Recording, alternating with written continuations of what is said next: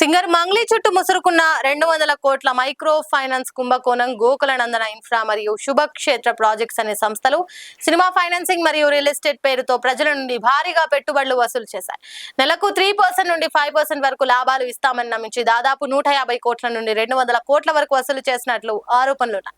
మంగ్లీకున్న craze ను వాడుకుని ఆమె ఈ కంపెనీలకు బ్రాండ్ అంబాసిడర్ గా వ్యవహరించారని బాధితులు ఆరోపిస్తున్నారు. మంగ్లీ తమ్ముడు శివ చౌహాన్ ఈ వసూళ్లలో కీలక పాత్ర పోషించారని మంగ్లీ పేరు చెప్పే చాలా మంది దగ్గర డబ్బులు కట్టించారని విచారణలో తేలింది. పోలీస్ స్టేషన్ లో మంగ్లీ మరియు ఆమె తమ్ముడిపై అధికారికంగా చీటింగ్ కేసులు కూడా నమోదయ్యాయి. అడ్వకేట్ సుబ్బారావు బాధితుల తరపున ఫిర్యాదు చేశారు. ఈ వివాదంపై మంగ్లీ సోషల్ మీడియా వేదికగా స్పందిస్తూ కన్నీటి పర్యంతమయ్యారు. తనకు మైక్రో ఫైనాన్స్ అంటే ఏంటో కూడా తెలియదని, ఈ స్కామ్ తో తనకు ఎలాంటి సంబంధం లేదని చెప్పారు.